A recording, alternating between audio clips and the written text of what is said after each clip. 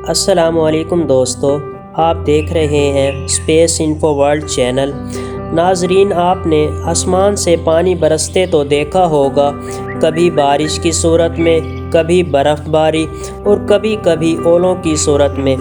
لیکن اگر آپ 28 جون 1911 کو مصر کے شہر حمص میں موجود ہوتے تو آپ دیکھتے کہ آسمان سے کیا برس رہا ہے، کس چیز کی بارش ہو رہی ہے۔ پتھر، جی ہاں، راکس، جو کہ آسمان سے زمین پر گر رہے تھے۔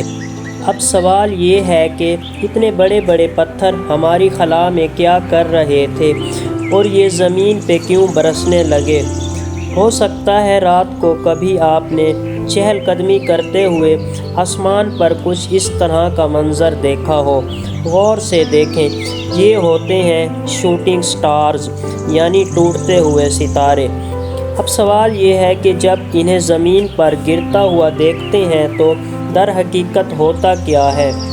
بہت وقت تک یہ بات پتہ نہیں چل سکی، اور مصر میں جب چٹان کا ٹکڑا پتھر کی صورت میں گرا تو اس وقت سائنسدانوں کو اندازہ ہوا کہ یہ شوٹنگ سٹارز دراصل سٹارز نہیں بلکہ یہ پتھر ہی ہوتے ہیں جو ہماری زمین کی طرف گرتے ہیں۔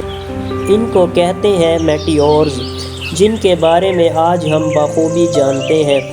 اور یہ بھی سننے میں آیا ہے کہ ڈائنوسورز کے خاتمے کی وجہ بھی ان میٹیورز کی بارش تھی۔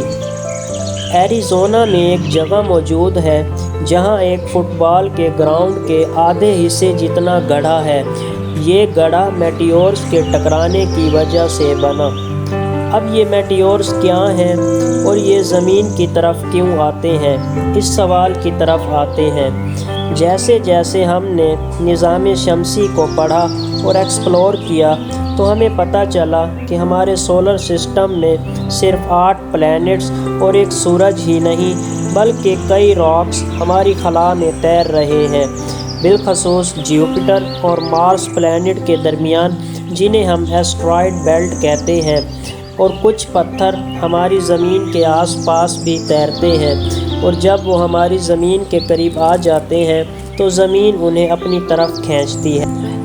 جب بھی کوئی چیز خلا سے ہماری زمین کی طرف آئے گی تو وہ مستقل طور پر ہوا میں فورس اور فرکشن کا سامنا کرے گی، زمینی فضا میں فرکشن کا سامنا کرے گی، اور مسلسل فرکشن کی وجہ سے اس کا درجہ حرارت بڑھ جائے گا، اور زیادہ درجہ حرارت کی وجہ سے وہ روشن نظر آئے گی۔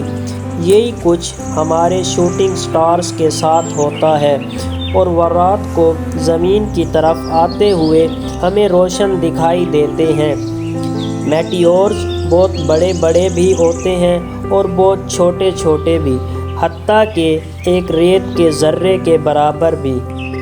بڑے سائز کے میٹیورز بہت کم دیکھنے کو ملتے ہیں۔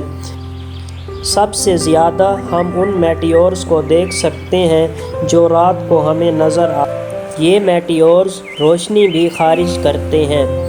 ایک اور دلچسپ سوال کہ کیا کبھی کسی انسان پر بھی میٹیور نے لینڈ کیا؟ کیونکہ عام طور پر تو یہ میٹیور اتنے چھوٹے سائز کے ہوتے ہیں کہ اگر انسان سے ٹکرا بھی جائیں تو اسے پتہ بھی نہ چلے کہ مجھ سے کوئی چیز ٹکرائی بھی ہے۔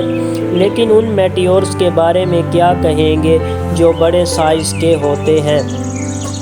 جی ہاں، ایسے میٹیورز بھی زمین پر ضرور گرتے ہیں جو سائز میں بہت بڑے ہوتے ہیں، لیکن چونکہ زمین کے 70% حصے پر پانی ہے، اس لیے زیادہ میٹیورز سمندر میں گر جاتے ہیں۔